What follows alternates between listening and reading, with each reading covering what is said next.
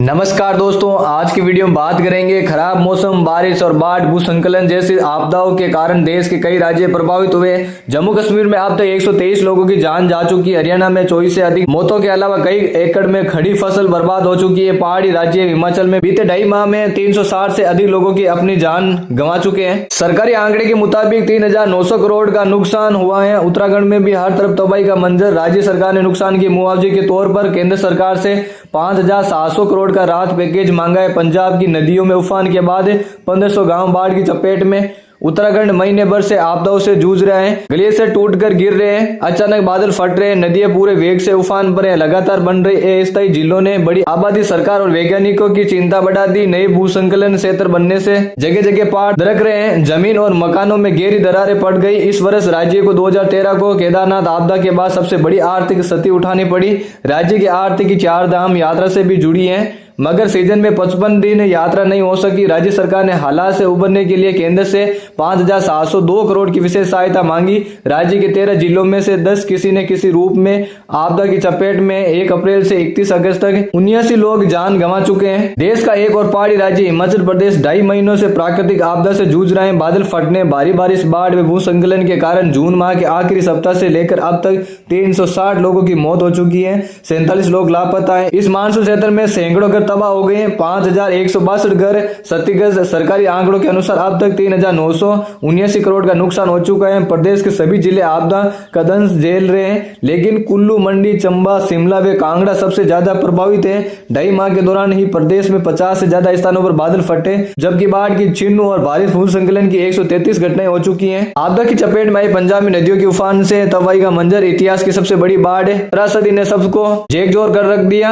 अब तक 46 लोगों की जान जा चुकी है। 1.74 लाख हेक्टेयर फसल बर्बाद हो चुकी है। सभी 23 जिलों के करीब 1500 गांव और 3.87 लाख से अधिक आबादी बाढ़ की चपेट में। लोगों के आशियाने, सामान और पशुधन बाढ़ में बह चुके हैं। देश की राजधानी दिल्ली और राष्ट्रीय राजधानी क्षेत्र NCR की सरहद पर बसे राज्य हरियाणा के 12 जिले बाढ़ जैसी स्थिति का सामना कर रहे हैं। 27 साल बाद सामान्य से 48% ज्यादा बारिश से चारों प्रमुख नदियां यमुना, मारकंडा, टांगरी और गगर खतरे के निशान से ऊपर बह रही है। अंबाला, फतेहाबाद, कुरुक्षेत्र, यमुनानगर, कतल, रोहतक, पलवल, सिरसा व दादेरी के हजारों घर पानी में गिरे। अब तक 24 से अधिक मौतें हो चुकी हैं। 1.92 लाख किसानों की 11 लाख एकड़ फसल को नुकसान पहुंचा। पलवल, फरीदाबाद, फतेहाबाद, भिवानी, कुरुक्षेत्र व अंबाला में 2,247 लोगों को राहत शिविरों में पहुंचाया गया। NDRF और SDRF की टीमें तैनात की गई। जज्जर के बहादुरगढ़ में सेना के जवान भी बचाव अभियान में जुटे हुए हैं। हाल ये है कि प्रदेश के 5 नेशनल हाईवे पर यातायात बाधित चल रहा है। जम्मू कश्मीर के लिए अगस्त का महीना भारी तबाही लेकर आया। एक दशक में प्राकृतिक आपदा का ये सबसे बड़ा प्रहार है। इस तबाही ने राज्य में हो रही तीव्र विकास की गति को काफी पीछे धकेल दिया। प्राकृतिक आपदा में 123 लोगों की जान जा चुकी है। लापता लोगों को 23 दिन बाद भी पता नहीं चल सका। बादल फटने की घटनाओं में हो रही बढ़ोतरी से लोगों को चिंता बढ़ी हुई है। आसमानी आफत के जख्म इतने गहरे हैं कि उन्हें भरने में बरसों लगेंगे। सबसे भारी तबाही किश्तवाड़ के चिसौती में हुई। मेचेल में मां चंडी का दर्शन करने पहुंचे हजारों लोग बादल फटने और पहाड़ों से आए भारी मलबे में फंस गए। 8 लोगों की मौत हो गई। तमाम लोग अभी लापता। जम्मू कश्मीर में 2014 में भी ऐसी आपदा आई थी।